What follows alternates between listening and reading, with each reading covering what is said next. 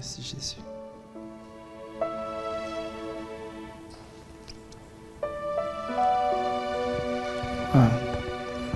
On va prendre Genèse chapitre 15. Genèse chapitre 15. On va prendre une information comme ça. Genèse chapitre 15.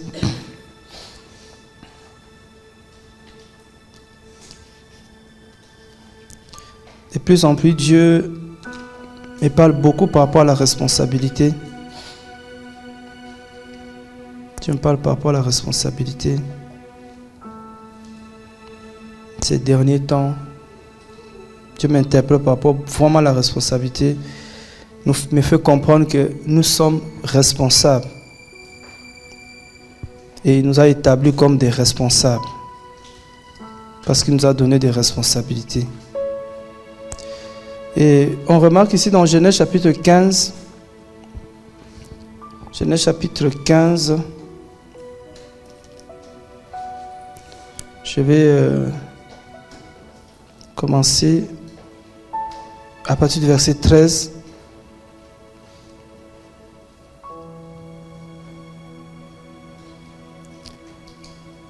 Et Yahweh dit à Abraham, sache comme une chose certaine que tes descendants habiteront 400 ans comme étrangers dans un pays qui ne leur appartiendra point, et qui seront asservis aux habitants du pays qui les opprimera.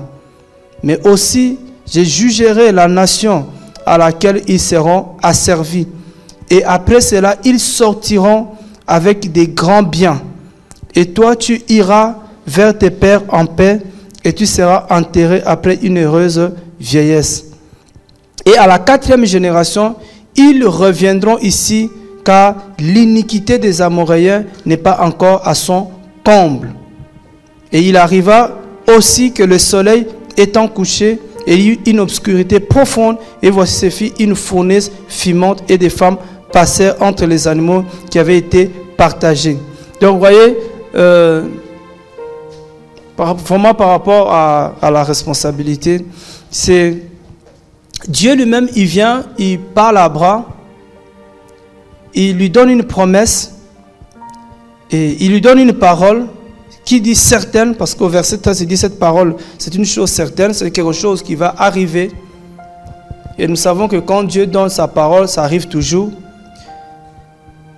Et Dieu lui dit que tes descendants, ceux qui vont descendre de toi, ils vont aller dans un pays étranger pendant 400 ans. Dans un pays qui ne leur appartient pas. Ils vont aller, ils seront étrangers. 4 générations après, donc 400, 4 générations après, ils reviendront. Où? Dans ce pays où était, dans la terre où était Abraham, donc comme on connaît à Cana. Ils vont revenir après. Mais bizarrement, la chose ne s'est pas passée comme telle. Et c'est là où le Seigneur m'a beaucoup interpellé par rapport à la responsabilité. Dieu dit, Israël pouvait attendre 400 ans. Après 400 ans, la parole de Dieu allait s'accomplir. Allait forcément s'accomplir. Mais là, qu'est-ce que nous voyons? On va maintenant dans Exode chapitre 3. Voilà comment Dieu accomplit sa parole. Dans Exode chapitre 3.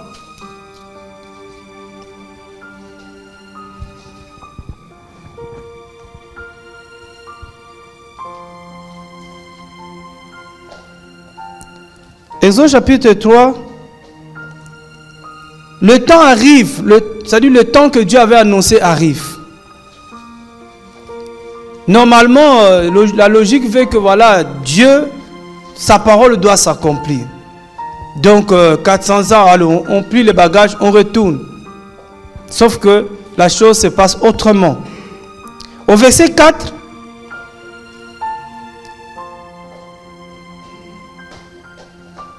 et Yahweh vit que Moïse s'était détourné pour regarder, et Dieu l'appela du milieu du buisson en disant, Moïse, Moïse, et il répondit, me voici. Et Dieu dit, n'approche point d'ici, déchausse tes souliers de tes pieds, car le lieu où tu es arrêté est une terre sainte. Il dit aussi, je suis le Dieu de ton père, le Dieu d'Abraham, le Dieu d'Isaac et le Dieu de Jacob. Bon, ça c'est juste à souligner, c'est quelque chose que je n'ai jamais compris, je cherche toujours à comprendre. Pourquoi Dieu continuait toujours à se présenter comme étant le Dieu de Jacob? Pourtant, ce Jacob-là, il avait déjà changé son nom en Israël. Ça, c'est à chercher à comprendre. Moïse cacha son visage parce qu'il craignait de regarder vers Dieu. Et Yahweh dit, j'ai très bien vu l'affliction de mon peuple qui est en Égypte et j'ai entendu les cris qu'ils ont jetés à cause de leurs oppresseurs, car je connais leur douleur. C'est pourquoi je suis descendu pour le délivrer de la main des Égyptiens et pour le faire remonter de ce pays-là dans un pays bon et vaste, dans un pays découlant de lait et de miel, au lieu où sont les Cananéens, les Essiens, les Amoréens, les Phérésiens, les Éviens et les Jébusiens. Et maintenant, voici le cri des enfants d'Israël est parvenu à moi, et j'ai vu aussi l'oppression dont les Égyptiens les oppriment. Maintenant donc, viens, je t'enverrai vers Pharaon, et tu retireras mon peuple, les enfants d'Israël, hors d'Égypte. Voilà. Donc, Dieu avait promis à Abraham, qui est devenu Abraham, et là, il va dire le Dieu d'Abraham, le Dieu d'Isaac, mais le Dieu de Jacob. Et au lieu que les choses se passent naturellement, la Bible nous dit que pour que les enfants d'Israël retournent dans le pays comme Dieu avait dit, Dieu dit, c'est parce que j'ai entendu leurs cris. Donc, je me suis dit, si Israël n'avait pas crié, la promesse n'allait pas s'accomplir. Malgré que Dieu avait donné la promesse. Parce qu'il le dit très bien. C'est pourquoi je suis descendu pour le délivrer de la main. Il dit, Yahweh dit très bien au verset 7, j'ai bien vu l'affliction de mon peuple qui est en Égypte. Dieu a vu l'affliction. Comme Dieu voit, et l'affliction là, Dieu savait que c'est quelque chose qui allait arriver, parce qu'il savait que, voilà, ce peuple, le peuple descendant d'Abraham allait dans un pays et il devait être opprimé, oppressé. Dieu savait.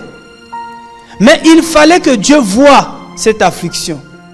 Malgré qu'il a vu l'affliction, ça ne suffit pas. Dieu dit, non seulement j'ai vu l'affliction, j'ai entendu les cris qu'ils ont jetés. À cause de cela, je descends. Vous savez, quand Dieu m'avait montré ça, et il me parlait par rapport, il dit, malgré l'affliction, malgré ce que j'ai dit sur vous, mais si vous ne faites rien, si vous ne criez pas, il n'y aura pas de délivrance. Vous savez que si on regarde ces délivrance, peut-être il y en a qui ont vu, il y en a peut-être qui ont vu, mais qui n'ont peut-être pas bien vu, comme on dit, il faut bien voir. Il se passe quelque chose dans l'assemblée. J'ai posé la question, c'est la mort ou c'est le sommeil? Oh, je sais que le sommeil, quand ça devient profond, ça engendre la mort. Je dis, mais Seigneur, qu'est-ce qu'il faut faire? Parce que celui qui a le pouvoir sur la mort, c'est Dieu. Et là, le Seigneur commence à me donner ces paroles. Il dit, si vous ne criez pas, je ne peux pas descendre. Il faut que l'église commence à crier. Oui, il y a la douleur. Devant la douleur, il faut crier à l'Éternel. Dans le psaume 107, le verset 19, la Bible dit quoi? Le psaume 107. Dieu m'a interpellé, dit, il faut crier. Oui, il y a le sommeil. Il y en a qui sont complètement endormis. Il y en a qui sont endormis. Il y en a qui sont frappés par la mort. Il y en a même qui sont déjà morts ici spirituellement. Mais il y en a qui sont encore endormis, qui peuvent se réveiller. Vous savez, là, quand il y a la mort, c'est fini. Quand tu es mort, on ne peut pas. On ne peut pas te réveiller. C'est pour ça que Jésus-Christ, quand on lui a dit que Lazare est mort, lui, il n'a pas dit Lazare est mort. Il a dit Lazare dort.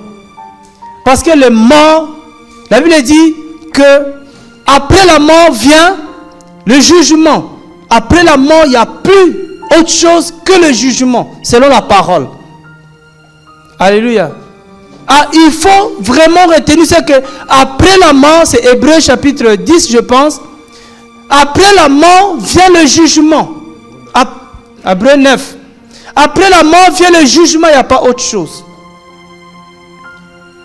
Et je prie, je pense que ce n'est pas la mort, mais c'est le sommeil pour certains. Parce qu'il y a des degrés, il y a plusieurs degrés de sommeil. Il y a un sommeil léger, c'est facile. Tu dors, mais tu entends encore. Tu entends, on t'appelle, tu peux réagir. Ça, c'est le sommeil léger. Mais il y a des sommeils profonds. Que quand quelqu'un dort, même si on te bouge, tu ne peux pas te réveiller. Ça, c'est un sommeil profond. Et je vois qu'il y en a qui sont dans ce sommeil profond. Mais il y en a d'autres, je ne vous cache pas, c'est la mort. Parce que je me suis dit, Seigneur, ce n'est pas possible. Toutes les années qu'on est resté ensemble, ta parole qui retentit, si la personne n'entend pas, c'est qu'elle est vraiment morte. Mais comme on dit, j'ose croire que c'est un sommeil profond. Parce que Lazare était endormi. Jésus est venu, il a appelé Lazare. Lazare a entendu la voix de Jésus et Lazare est sorti. Les morts n'entendent pas le voix. Les morts n'entendent pas le voix. Il n'y a que les gens qui dorment qui entendent le voix. C'est pour ça qu'on peut prier que pour les gens qui sont endormis, pour que Dieu les réveille. Dieu dit dans Éphésiens, il dit, réveille-toi, toi qui dors. Relève-toi d'entre les morts et Christ t'éclairera. Donc le réveil est possible seulement pour les gens qui sont endormis. Même si c'est léger, même si c'est profond, mais si tu es endormi, tu vas te réveiller. Tu vas entendre la voix du Seigneur. Même si cette voix du Seigneur sort par la bouche d'un frère ou d'une soeur, tu vas finir par entendre sa voix. C'est pour ça notre rôle, c'est de crier pour que les gens qui dorment entendent la voix du Seigneur et se réveillent. Dieu dit dans Apocalypse, il dit, je suis à la porte et je toque. Si quelqu'un entend ma voix, si quelqu'un ouvre la porte, c'est qu'il a entendu la voix. C'est que cette personne n'était pas encore morte. C'est que cette personne était endormie. Oh, vraiment, je continue à espérer pour certains. Et dans le psaume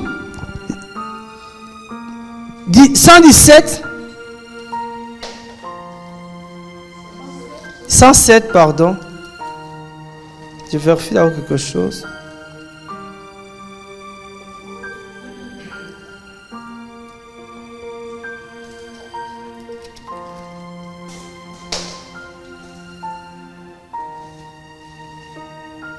« 107, le verset 20, à partir du verset 19. Ah oui, c'est vraiment une prière. Hein? Il dit, Seigneur, réveille-moi. Réveille-moi, Seigneur. Il dit, alors ils ont crié vers Yahweh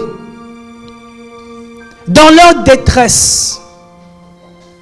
Le psaume 107, verset 19. Ils ont crié vers Yahweh dans leur détresse et il les a délivrés de leur angoisse. On peut être dans une détresse, on peut être dans une angoisse, on peut être dans une situation, quelle que soit la situation. Vous savez, c'est que même l'Esprit me parle. Le fait de crier, le fait de demander secours est une forme d'humilité. Parce que quelqu'un qui ne crie pas, c'est quelqu'un qui croit en lui. Quelqu'un qui croit que par lui-même, il va s'en sortir. Mais quelqu'un qui crie au secours, c'est quelqu'un qui croit que lui ne peut pas et c'est l'autre qui peut l'aider. Comme Pierre, malgré son incrédulité, quand il était en train de s'enfoncer, Pierre a crié, il dit, Seigneur, sauve-moi. Et c'est là où Jésus a tiré, a touché. Il dit à Pierre, a donné la main. Et comme quelqu'un disait, mais Jésus-Christ, il était trop musclé. Jésus-Christ, il était trop fort. Comment il va tirer un gaillard comme Pierre qui était en train de s'enfoncer? Il va le tirer hors de l'eau. Mais oui, Jésus est trop fort pour nous tirer aussi du tombeau.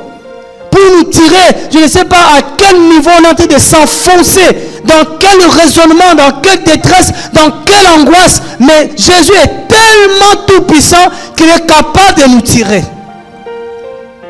C'est ça qu'on croit.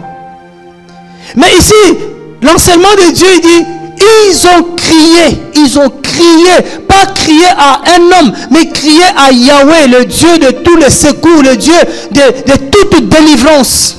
Ils ont crié à Yahweh, et Yahweh les a délivrés. Dieu veut qu'on crie à lui. Et parce qu'on va crier, Dieu va nous délivrer de cet esprit qui amène la mort, de cet esprit qui cherche à mener la mort. C'est même pas encore la mort, mais il y a un esprit qui essaie de nous envoûter tous, de nous endormir tous. Et moi j'ai dit, moi je ne peux pas m'endormir. Et même quand j'essaie de fermer les yeux, le Seigneur vient toujours me réveiller. Il dit, mais est-ce que tu vois ou tu ne vois pas ce qui se passe? Il dit, Père, je vois, mais je suis fatigué. Il faut que ceux qui voient crient. Parce que cet esprit a l'impression qu'il est fort. Cet esprit a l'impression qu'il a gagné du terrain.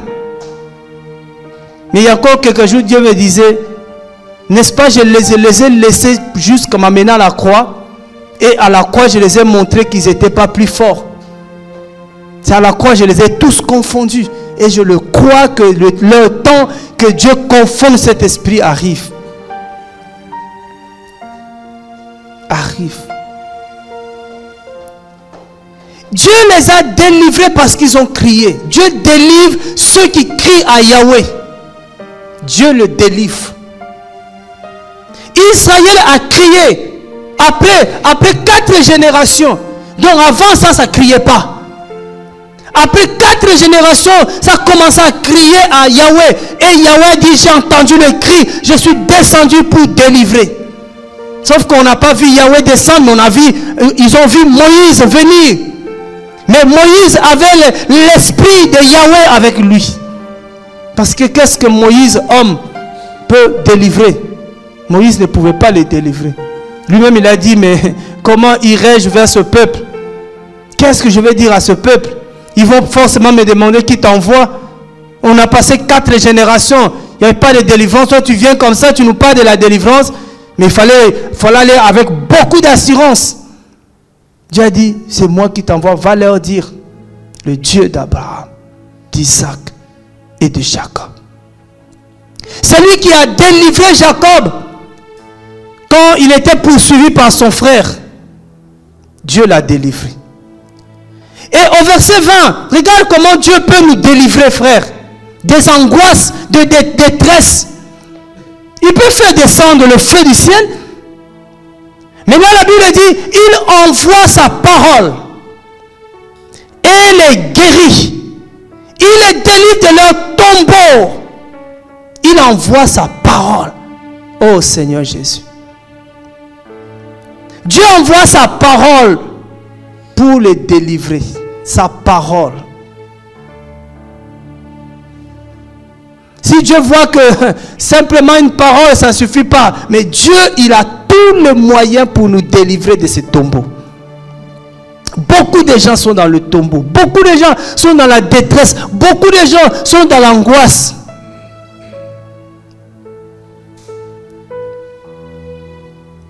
Tu dis, Seigneur, on va crier à toi. Vous savez, dans Luc chapitre 11, je prends Luc chapitre 11.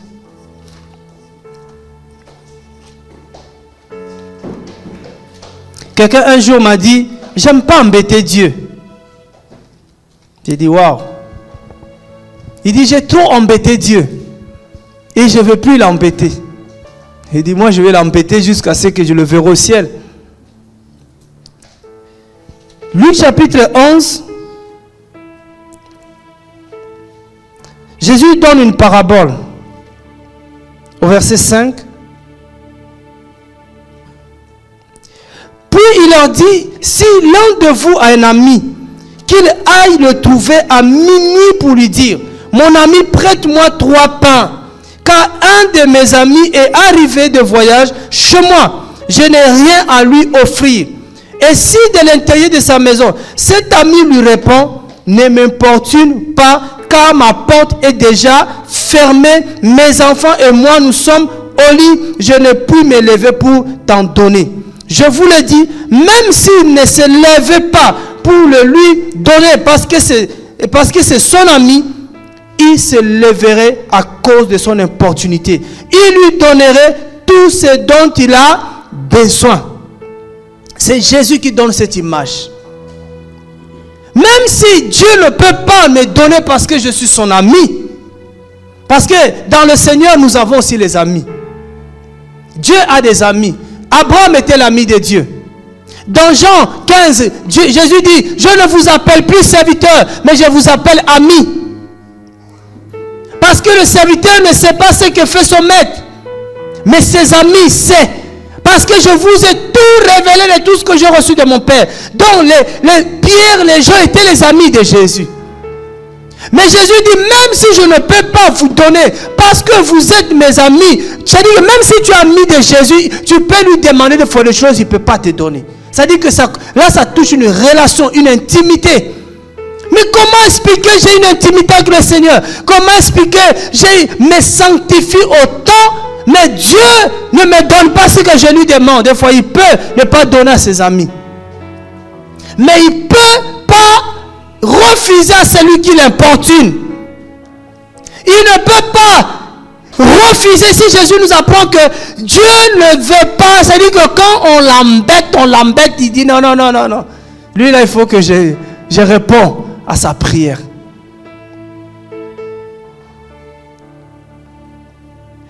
Alléluia.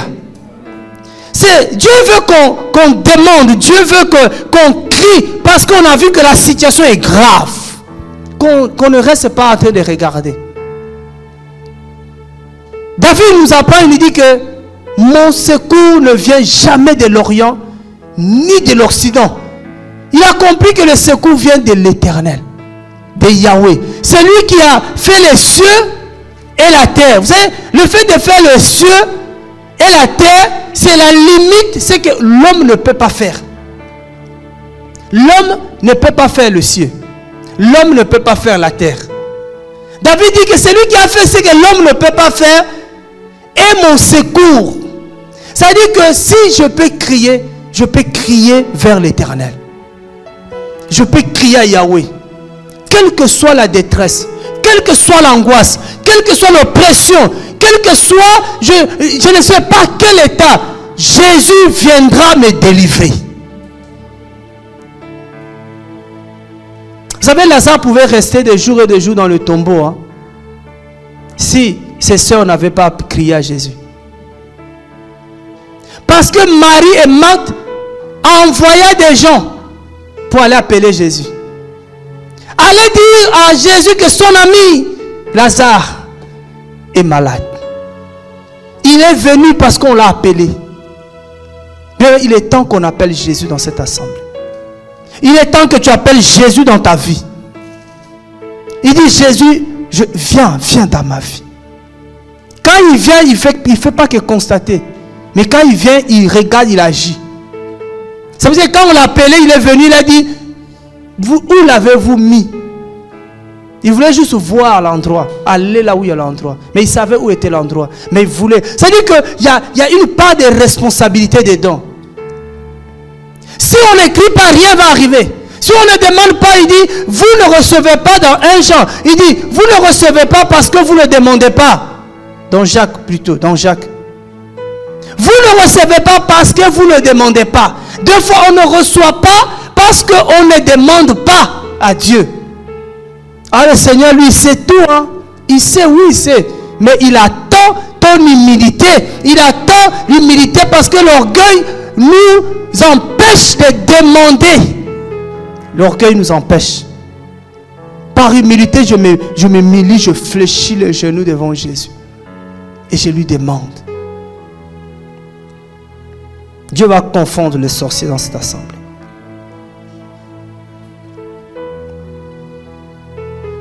Il dit quelque chose dans le verset 13 de Luc 11, il dit: si donc vous qui êtes méchants, vous savez donner à vos enfants des choses bonnes, combien plus le Père qui est au ciel. J'aime bien comme on a dit le Père, ils n'ont pas dit combien votre Père. Sur un moment, le diable viendra mettre le doute, il dit: est-ce qu'il est vraiment ton Père? Parce que des fois, quand tu dis, le diable dit: tu crois qu'il est ton Père. Mais là, on dit le Père qui est dans le ciel. Donnera-t-il le Saint-Esprit, l'Esprit Saint, à ceux qui le lui demandent? L'Esprit Saint. L'Esprit là, il a refusé ça. Il a refusé l'onction à l'autre là-bas. Mais il dit: si vous lui demandez, il nous donne. Mais nous, ce que nous demandons au Seigneur, c'est le réveil. Que Dieu réveille son peuple. Beaucoup sont tellement endormis dans un sommeil léger. C'est, oui, on peut dire, eux là, ils écoutent Seigneur, parce qu'ils écoutent ta parole, oh Dieu. C'est eux là, Dieu le réveille par la parole qu'ils écoutent, par la voix qu'ils entendent. Après, sinon, il y en a maintenant, ils ont, tout est devenu non. Si un enfant de Dieu pleure, Dieu entend ses pleurs. Il y a très longtemps, je savais très longtemps où Dieu est venu me voir, me dire, parce que je pleurais beaucoup. Moi, j'étais quelqu'un de très sensible. Quand tu me fais quelque chose, je pleure.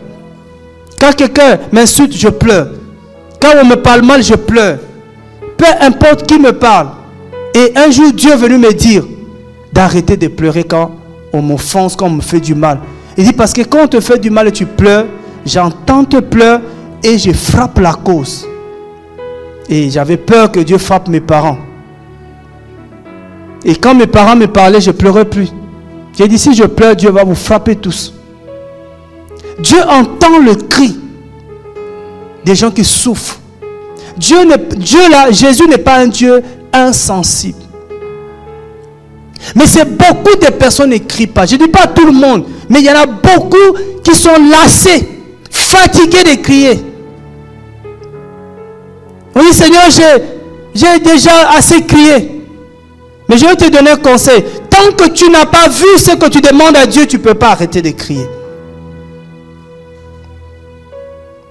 Tant que, ça dit que ton cri de douleur doit à la fin se transformer en un cri de louange. C'est comme ça que, donc on n'arrête pas de crier. Je crie parce que j'ai mal. Quand Dieu délivre, je crie de louange. Jamais on n'arrêtera de crier. Je ne crie pas pour aller me plaindre devant les hommes. Mais la Bible dit dans Hébreu, il dit, approchez-vous du trône de la grâce. Venez à moi. Je pense que c'est Philippiens. Regarde à Philippiens. Il y a ce qu'il dit dans Philippiens. Merci Seigneur. Dans Philippiens.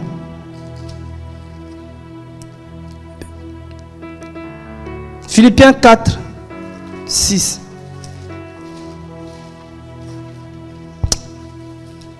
Dieu attend les cris.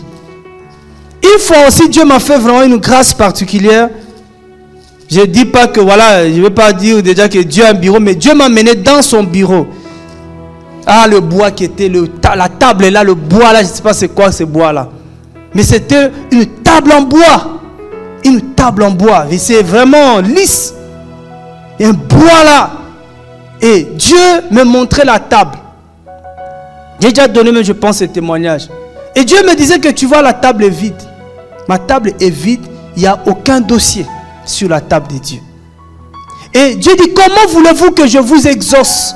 Sur quelle base je vais vous exaucer?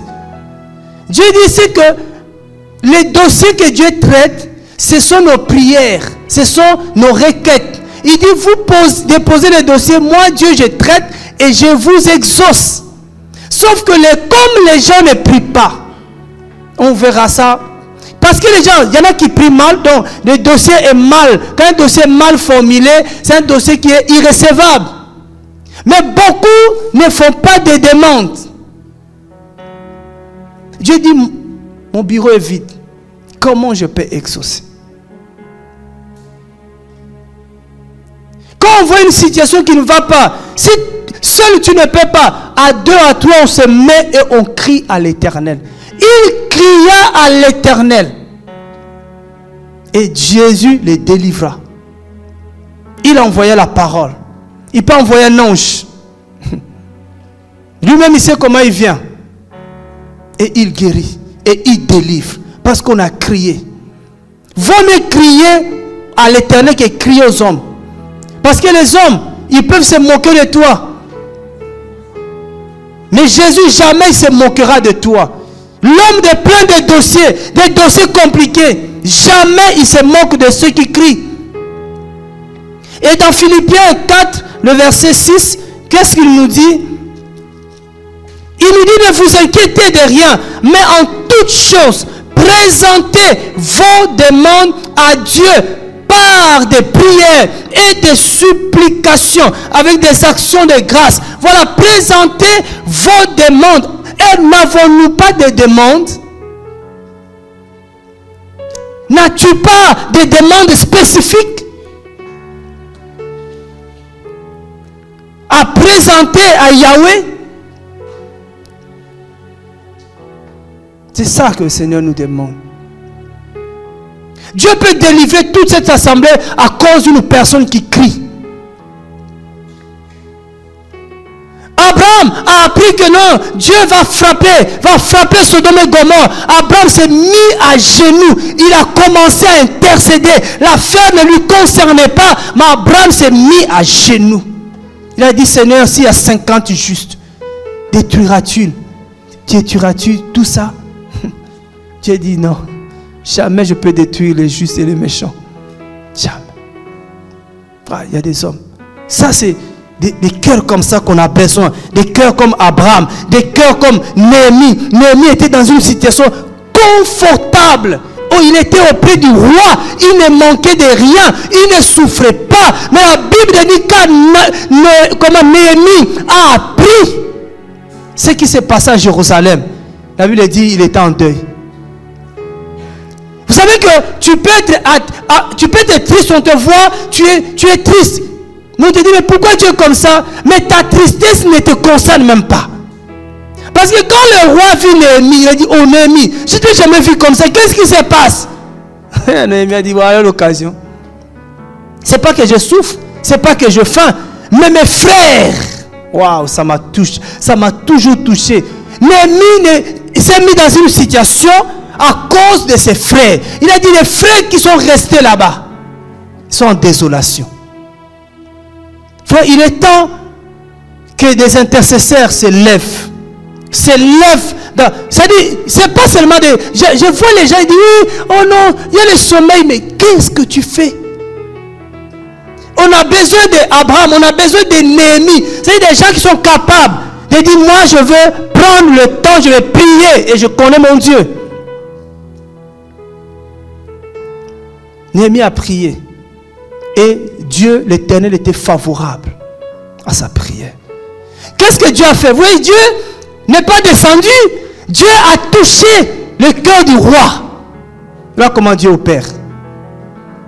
C'est-à-dire, dans tout ce qu'on constate, nous avons une responsabilité. Dans tout ce qu'on voit. Il ne faut pas que tu croises le bras. Il ne faut pas que tu te tais. Parce que nous avons une responsabilité. Tout ce que tu vois, vous savez, il y a des choses que tu vois, beaucoup ne le voient pas. Toi, tu es étonné de dire, oh, mais est-ce qu'il n'y a que moi qui vois ça ou tout le monde voit ça? Non, ce n'est pas tout le monde qui voit. Peut-être qu'il n'y a que toi qui vois. Mais comme c'est toi qui vois, tu as une responsabilité par rapport à ce que tu vois. C'est ça que nous devons comprendre. Il ne faut pas chercher combien. S'il y en a 2 ou 3 qui voient comme toi, mettons-nous à 2 et à 3 de ceux qui voient pour résoudre ces problèmes-là. Elle dit, frère, tu vois ça? Oui, je vois. Bon, qu'est-ce qu'on peut faire? Allez, on se met, soit on fléchit les genoux, on crie à Jésus. On crie à Jésus. Je vous dis, ce n'est plus le temps d'associer les gens qui ne voient pas. Ce n'est plus le temps de, comme on dit, de chercher à marcher avec les gens qui n'ont même pas envie de marcher. Parce que de plus en plus, quand tu regardes ces gens-là, ils vont au contraire t'affaiblir. Ils vont au contraire te ralentir. Ils vont au contraire te décourager. Je ne force plus. Je pense que quand Jésus a dit, il a dit, allez auprès des brebis égarées de la maison d'Israël. Je pense qu'il y a des brebis égarées de la maison d'Israël. Ces brebis-là, Jésus veut le sauver. Mais d'autres, je me pose la question. Qu'est-ce qui va se passer pour eux? Parce qu'on ne peut pas écouter la parole qui nous change, nous tous, et rester le même. Et beaucoup, je disais comme à quelqu'un, j'ai reçu encore, c'est pour ça que j'ai dit, il est temps vraiment que je me mette. Je sens que je dois mettre quelque chose parce que tous les soirs maintenant, je suis quelque part. Si ce n'est pas au téléphone, je suis quelque part en train de résoudre un problème. Dieu ne veut plus qu'on reste insensible. Dieu ne veut plus qu'on reste inconsidéré comme on dit. Non, Dieu ne veut plus ça. Dieu a besoin des chrétiens responsables. Les gens qui cherchent à faire quelque chose avec Dieu. Avec le Seigneur. C'est-à-dire, il voit la situation, il cherche à trouver la solution et Dieu vient te voir par rapport, il te voit, il dit que voilà ce que tu es en train de chercher là, il dit maintenant je vais l'aider. Comme David. David a vu un problème. L'arche de Dieu n'avait pas de temple, n'avait pas de maison, n'avait pas d'abri. David a constaté un problème. Il a dit non, on ne peut pas laisser ce problème-là comme ça. Il faut qu'on trouve une solution. C'est comme ça que David a commencé à rassembler les matériaux.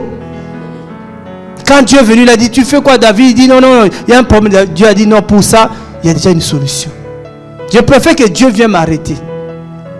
Quand Samuel a vu le problème de l'état spirituel de Saül, Samuel a commencé à prier.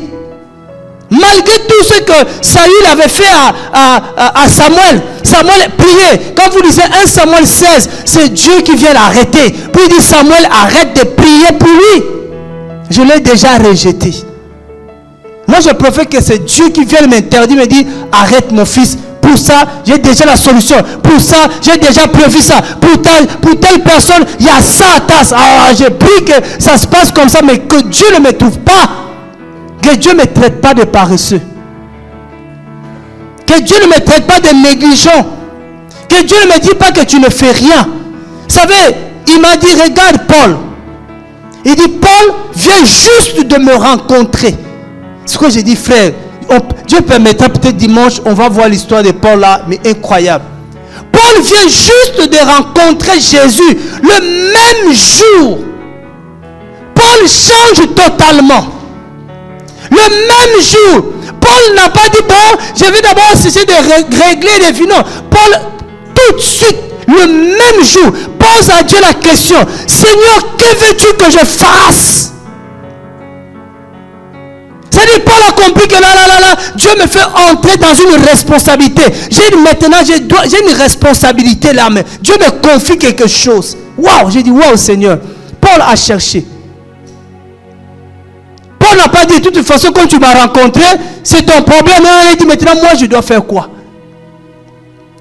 Dieu lui a dit, entre dans la ville, tu vas trouver quelqu'un qui va te dire ce que tu vas faire. Chrétien, il est temps. Tu ne peux pas être paresseux, tu ne peux pas être chômeur, tu ne peux pas rester à rien faire. Frère, il y a trois, j'ai dit, les gens qui cherchent des ministères, j'ai toujours dit pour ceux qui cherchent des ministères, il y a 3 ministères gratuits. 3 ministères qui concernent tous les chrétiens. 3 ministères. 1, l'intercession. Ça concerne tout le monde. Tout le monde est appelé à intercéder pour tout le monde. Tout le monde a prié en faveur d'eux. 2, Dieu cherche les gens à envoyer. Tout le monde est appelé à témoigner Jésus. Nous sommes tous les bouches de l'Éternel. Nous sommes tous appelés à parler de Dieu partout où nous sommes. On ne peut pas dire que non, cette affaire-là, seulement on le fait là. Oui, vous savez que quand il y a un don, comprenez une chose, quand il y a un don, on peut avoir le même don, mais on n'a pas la même mesure. Mais on a tous ce don-là. On a tous nous parlons. Donc on a tous la grâce de parler. Même si tous on n'a pas l'éloquence, la facilité de parler comme ça. Mais tous on parle. Le fait de parler de Dieu, c'est l'affaire de tous les chrétiens. Crier le nom de Jésus, c'est l'affaire de tous les... Frère, ne laisse pas ce ministère-là à une seule personne. Ah, lui là, c'est lui. Non, toi aussi, si tu n'arrives pas, crie à Dieu, prie Dieu. Seigneur, aide-moi à parler de toi. Prie le Seigneur, frère. Ça, c'est une prière que Dieu ne peut pas te refuser. Avant, j'étais quelqu'un, quand je lisais la Bible, je ne comprenais rien du tout. Rien. Frère, je ne vous mens pas. J'ai prié Dieu. J'ai dit, Seigneur, aide-moi quand j'ouvre ta parole là. J'arrive à voir ce que tu as écrit. Dieu a commencé à m'ouvrir les yeux. Je lisais la Bible, je ne pouvais jamais retenir un verset biblique. Jamais. J'ai prié Dieu. J'ai prié Dieu, j'ai dit, Seigneur, aide-moi à retenir ta parole. Donc, tout ce que tu as envie de faire mais que tu n'arrives pas, tu pries Jésus. Jésus est capable, quel que soit le temps que ça va prendre, il va te le donner. Avec la parole, on doit, comme David il dit, mets ta parole dans mon cœur, afin que je ne pêche pas contre toi. C'est-à-dire que Dieu est capable, toi qui n'arrives pas à retenir le parole, le verset biblique, Dieu est capable de te donner cette capacité-là. Il est aussi capable de te donner. Qu'est-ce que Jérémie a dit? Seigneur, moi je ne sais pas parler. Moi je ne suis qu'un enfant. Moïse, pareil. Mais Dieu a dit à Jérémie quoi? Il a dit, tu iras, tu diras tout ce que je te dirai. Pourquoi j'ai mis mes paroles dans ta bouche? Parce que tu vas prier. Frère, si tu attends comme ça, tu ne pries pas, ça ne va jamais arriver. Ça, c'est ce que je vais te dire aujourd'hui. Dieu ne veut pas que tu attendes seulement. Dieu veut que tu sois en action. Dieu veut qu'on soit en action. Il dit, ne t'inquiète pas, ne reste pas t'inquiéter. Oh, moi, je n'arrive pas à prier. Il dit, non, demande à Jésus, prie, Seigneur, aide-moi, donne-moi la capacité de prier. Et moi, je n'arrive pas à intercéder. Seigneur, donne-moi la capacité d'intercéder. Parce que la capacité vient de Dieu.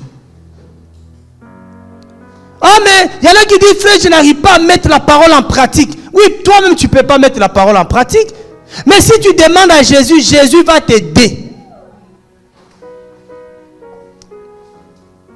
Je n'arrive pas à partager la parole. Frère, je reçois des choses, mais quand il s'agit de partager, je n'ai pas de force. Mais demande à Jésus. Demandons au Seigneur. Dieu va nous le donner. Mais ne sont pas les gens qui subissent des choses. Ne sont pas les chrétiens qui subissent, qui reçoivent des coups. Vous savez, même dans le combat spirituel là, souvent on nous enseigne beaucoup les armes de défense.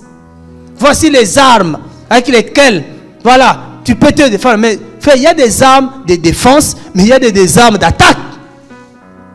Quand l'ennemi t'attaque, toi tu vas seulement encaisser le coup.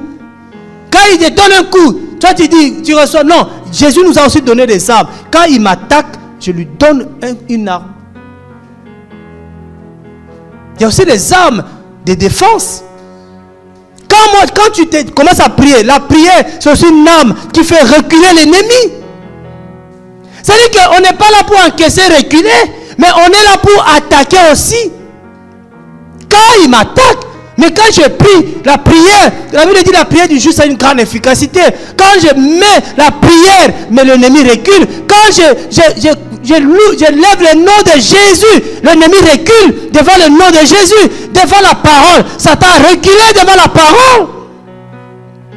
Jésus n'a pas regardé, écouté Satan comme Ève a fait. Jésus a dit maintenant, quand vous lisez dans Matthieu 4, là, regardez le verset 11. Jésus l'a chassé.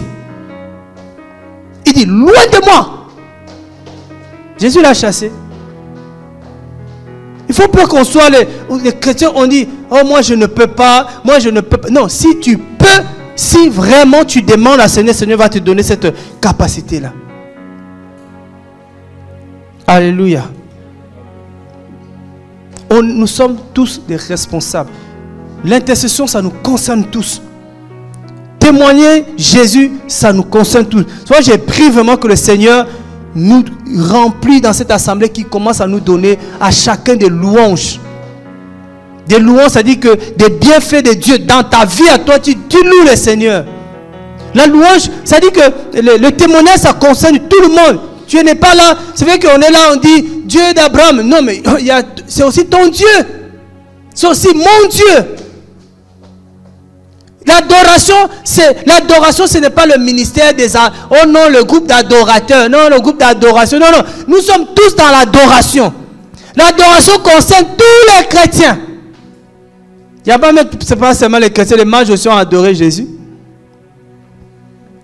Mais sauf que l'enseignement sur l'adoration, c'est un enseignement qui est donné, que personnellement je déteste.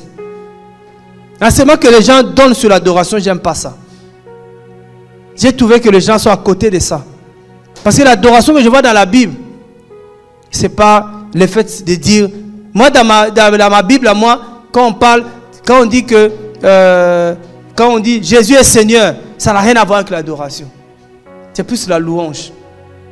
Mais nous, on nous a dit...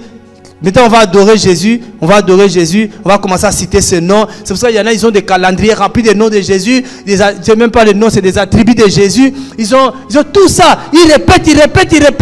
Ça n'a aucun effet. Mais l'adoration, quand Abraham, le père dans la foi, il va dire à ses serviteurs, restez ici, moi et l'enfant, nous irons adorer. Quand ils sont allés adorer là, il allait offrir. L'adoration est une offrande agréable, une offrande de bonne odeur. Qui commence d'abord, un vrai adorateur, c'est quelqu'un d'abord qui s'offre lui-même, qui donne sa vie à Jésus. Ta vie est une offrande. Tu dis Seigneur, Paul dit dans Galates, pour finir, hein, Paul dit dans Galates, ce n'est plus moi qui vis, c'est Christ qui vit en moi. Wow, cette parole-là, c'est dans Galates 2. Galates après Jacques, Galates 2. Non, frère. Les gens, pour moi, je dis, il faut que les gens revoient l'adoration. Frère, on va louer, on loue, après on va adorer. Non, les gens n'adorent pas. L'adoration, c'est un culte. C'est un culte qu'on rend à Dieu. Aujourd'hui, vraiment, on a adoré le Seigneur. Non, tu n'as pas adoré. Regarde comment les mages ont adoré Jésus. Regarde comment les mages ont adoré Jésus. Est-ce que quand les mages adoraient Jésus, ils ont cité le nom là-bas? Je ne sais même pas. Il y a des enseignements, des fois, tu demandes, mais comment ils ont su fabriquer ça? Comme celui qui avait fabriqué l'enseignement sur les 4 lois spirituelles, mais comment il avait eu l'idée de faire 4 lois spirituelles? Comment? Il avait pris ça dans quel livre de la Bible? 4 lois. Ah! Oh, 9 dons du Saint-Esprit. Comment il a compris qu'il a calculé que Dieu n'avait que 9 dons? 9 dons. C'est qu'on lit la Bible en partie. Hein? Il y a beaucoup de choses comme ça. Et quand on commence à dire aux chrétiens, la lumière est là. Nous sommes éclairés, chrétiens. Sortons, ne pratiquons plus ces choses-là. Non. Les gens, ils veulent pas. Galates chapitre 2, le verset 20, il dit, je suis crucifié avec Christ. Ça dit, je suis mort avec Jésus.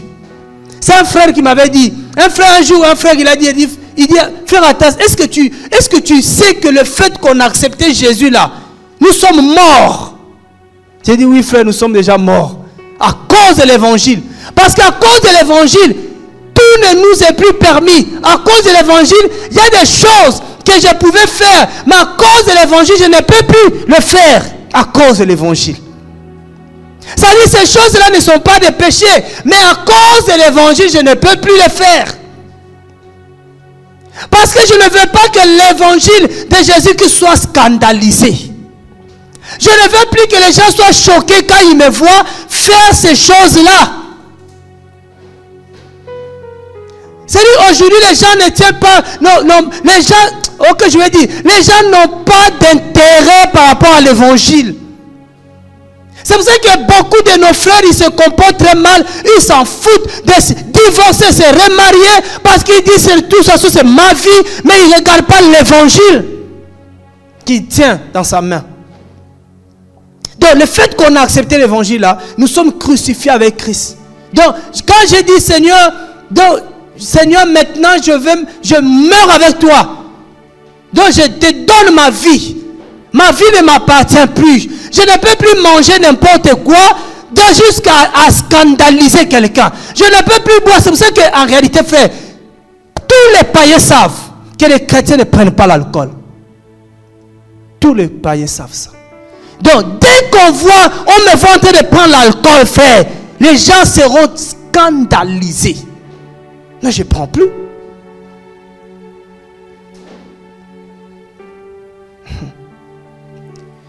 Il dit, et si je vis, ce n'est plus moi qui vis, c'est Christ qui vit en moi. Si je vis maintenant dans la chair, je vis dans la foi au Fils de Dieu qui m'a aimé et qui s'est livré lui-même pour moi. C'est-à-dire, Paul avait compris, l'importance de la mort de Jésus-Christ. Il dit, mais Jésus là, il est mort pour moi. Donc moi, Paul, je ne peux plus continuer à vivre comme avant. Mais regarde les chrétiens que nous avons aujourd'hui, bien-aimés. C'est-à-dire, ils n'ont pas la notion de la croix. Ils n'ont pas la notion du sacrifice de Jésus-Christ. Frère, à un moment donné, pensons à ce que Jésus a fait pour nous. Qui est cet homme qui pouvait mourir à la croix pour nous? Qui est cet homme qui pouvait porter la couronne d'épines sur sa tête pour nous?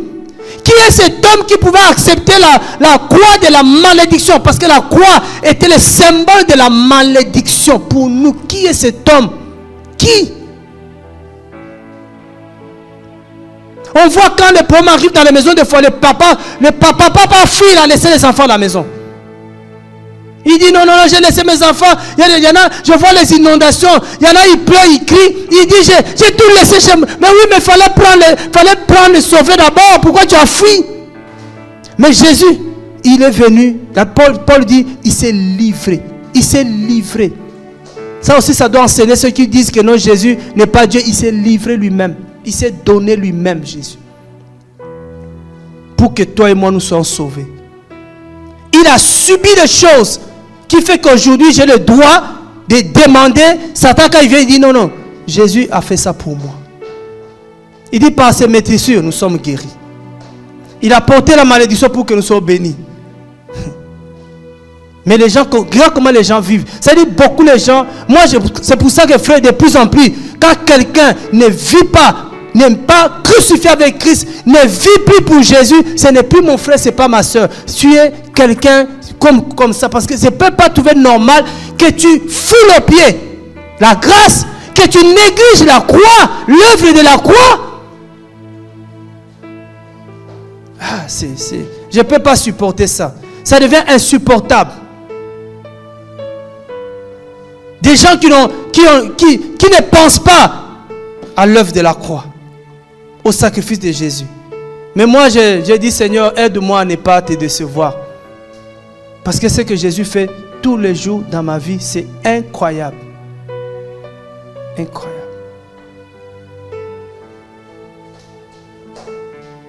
Ne restons pas insensibles. Éphésiens dit, je pense Éphésiens 5, si je ne me trompe pas, 17, c'est vraiment le dernier verset. Ça, je vais vous libérer. C'est vraiment quelque chose qui est dans mon cœur, mais on reviendra sur l'histoire de la conversion de Paul. Et c'est là que je dis, mais est-ce que beaucoup sont vraiment convertis? Parce qu'on ne peut pas reporter le changement. Oui, je vais changer avec le temps. Non, frère. Si tu rencontres Jésus, non. Il faut que tu changes. Éphésiens chapitre 5, hein? Le verset 17. D'abord le verset 16. Parce que pour ça, c'est même, on peut afficher ça en grand. Hein? Il dit, rachetons le temps, car les jours sont mauvais. Est-ce que tout le monde voit ça? Mais mes frères, ce qui se passe partout, mais ça doit nous interpeller, ça doit nous réveiller, que les jours sont mauvais. Je suis convaincu de plus en plus le Seigneur, il utilise le média là pour parler aux enfants de Dieu, mais beaucoup n'écoutent pas. Là, ce sont tous les gens des météorologues. Ils se sont eux-mêmes levés et disent, mais d'ici 2030, il n'y aura plus rien. La terre va s'écrouler. Mais j'ai oublié, je pense que je vais retrouver quand même ces journaux-là. C'est-à-dire qu'ils ont donné tous les détails qui vont jusqu'à 2030. Oh, ils ont dit que mais 2030, c'est demain. Et ils disent 2030, mais ça va arriver peut-être demain. Il n'y aura plus de glace ici en France. Sur les montagnes, tout va se fondre. Mais il y aura de plus en plus des inondations. Les gens qui sont attachés à la vie là. Rachetons le temps car les jours sont mauvais. Ce qui arrive est très mauvais. C'est pourquoi, qu'est-ce qu'on dit? Comment on peut racheter le temps? C'est pourquoi ne soyez pas sans intelligence, inconsidérés, insensibles. On parle de l'évangile, mais toi c'est comme si on parlait de quelque chose autre. On parle de Jésus, les gens sont insensibles à la vérité, insensibles à Jésus, insensibles à l'œuvre de Dieu, insensibles aux bonnes œuvres de Dieu. Insensibles. Là tu vois que quand quelqu'un est sensible, frère, va gratter le pied de quelqu'un qui est mort. Quelqu'un qui est mort, quand tu le touches, il ne bouge pas. Il est insensible. C'est pourquoi je dis, frère, c'est là où on voit les morts et les vivants. Les morts et les gens qui sont endormis. Quelqu'un qui dort, frère, quand tu le bouges, il va se réveiller. Les gens, quand quelqu'un est quand même endormi, il est un peu sensible. Mais les morts sont insensibles. Donc je suis convaincu que tous ceux qui se disent chrétiens mais insensibles là, sont aujourd'hui morts. On dit Jésus revient. Ah, il rigole. On a toujours dit ça. Regarde. Insensible à ce point. On dit frère, arrête ça. Jésus peut revenir là, frère. Oh, Jésus ne va pas revenir parce qu'il m'a promis le mariage. Oh. C'est incroyable. C'est-à-dire que les gens n'ont plus l'intelligence. L'intelligence, c'est pas avoir des diplômes. C'est bien le diplôme. C'est bien bac plus 10. Mais la vraie intelligence, c'est avoir la notion de Dieu. Avoir la notion du temps. Mais comprenez bien quelle est la volonté du Seigneur. C'est ça les gens intelligents. Les gens qui cherchent la volonté de Dieu. Mais qu'est-ce que Dieu veut que je fasse maintenant? Qu'est-ce que Dieu veut maintenant? Cette nuit, Seigneur, tu veux que je fasse quoi? Même les prières qu'on faisait, Seigneur, même si réveille-moi la nuit, on ne fait plus. Parce qu'on sait qu'il va nous réveiller. Et on n'a pas envie qu'il nous réveille.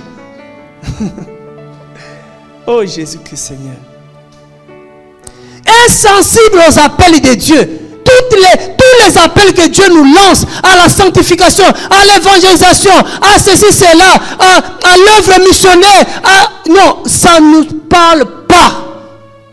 Ils sont plus sensibles au monde, sensibles aux fêtes païennes, sensibles à la religion, sensibles aux traditions. Mais ces gens sont morts. Ils sont morts, frère, c'est incroyable. Incroyable. Hier, je disais à ma femme, j'ai dit, je ne sais pas si c'est moi qui vois ou tu vois ça. Mets une chanson sur YouTube. Tu vas voir le nombre de vues. Mais mets un enseignement. Allez observer ça. Qui qu'il soit, si tu mets cantique, tu peux avoir 1 million de vues. Mais si tu mets la parole, 1000 vues. Les gens, c'est la musique. C'est des choses comme ça. Ils sont sensibles. Ils sont plus sensibles à la parole. C'est quoi la Bible dit dans le dernier temps? Les gens auront la démangeaison. Démangeaison, c'est comment on dit? D'entendre des choses agréables. Les gens ne sont, c'est-à-dire insensibles à la vérité. Ça ne parle plus. C'est nous maintenant les vrais sorciers, c'est nous. C'est quoi cette église-là? Il est passé, il ne prend pas la dot, il ne prend pas des dîmes. Voilà, c'est nous le problème maintenant. Insensible à la vérité. Insensible. Mais quelle mort. Et moi, je vais rester discuter avec les morts. Le mort, on discute avec le mort. Parce qu'ils n'entendent pas. Donc, frère, prie. Si quelqu'un n'entend pas, prie pour lui. Peut-être il est vraiment profondément endormi ou il est mort. S'il est mort, il n'y a que le jugement qui l'attend. Tu n'as plus rien à faire. Mais s'il est endormi, Dieu va le réveiller. Alléluia. Mais toi, retiens cette parole. Le temps, les jours sont mauvais. Nous devons racheter le temps. Rachetons le temps. Les jours sont très mauvais. Très mauvais. Ne soyons pas sans intelligence. D'autres versions, vous allez voir, c'est écrit inconsidéré. D'autres, vous allez dire négligent. Donc, c'est des termes comme ça. D'autres, ils disent ne soyons pas négligents, frère. Non, on doit. Mais je ne sais pas. C'est quoi dans ta version? Inconsidéré. Il y en a une version qui dit négligent, sans intelligence. Ça, si on dit à quelqu'un, frère, tu n'es pas intelligent, il va dire, oh, tu m'insultes. Non, on dit ne soyez pas sans intelligence. Soyons sensibles à la voix de Dieu. Soyons sensibles. Quand Dieu nous parle, soyons sensibles. Quand Dieu nous interpelle, soyons sensibles. Dieu nous parle par plusieurs langages. Soyons sensibles. Donc on dit, Seigneur, donne-moi l'intelligence. Rends-moi sensible. Sensible. C'est pour ça que Salomon, il était intelligent, Salomon, de demander ça. Il dit, Seigneur, donne-moi l'intelligence. Donne-moi l'intelligence. La chair est faible, mais que mon esprit soit disposé. La chair est faible. Au nom de Jésus-Christ. Au nom de Jésus-Christ. Seigneur, que la vie nous inonde et que la mort nous quitte. Le réveil vient, Seigneur, et que le sommeil disparaisse. Au nom de Jésus-Christ. Tout ce qui était le plan de l'ennemi sur nos vies contre nous, Seigneur, cela soit nul et sans effet. Père, je prie que toutes les ordonnances qui ont été formulées contre nous soient annulées au nom de Jésus-Christ. Toutes les ordonnances qui nous ont condamnés, Papa, soient aujourd'hui déchirées au nom de Jésus-Christ. Père, que ton royaume vienne, que ton règne vienne dans nos vies. Au nom puissant de Jésus-Christ. Au nom puissant de Jésus-Christ. Toutes ces armes qui étaient forgées contre nous, Papa, soient totalement nulles et sans effet. Au nom de Jésus-Christ. Seigneur, sois au contrôle de nos vies, au contrôle de toutes choses. Envoie, Seigneur, ta délivrance dans cette assemblée. Envoie ta guérison, Papa, dans cette assemblée. Au nom de Jésus-Christ. Au nom puissant de Jésus-Christ, nous te prions, Père. Merci, Seigneur Jésus. Amen. Voilà, on va continuer comme le Seigneur.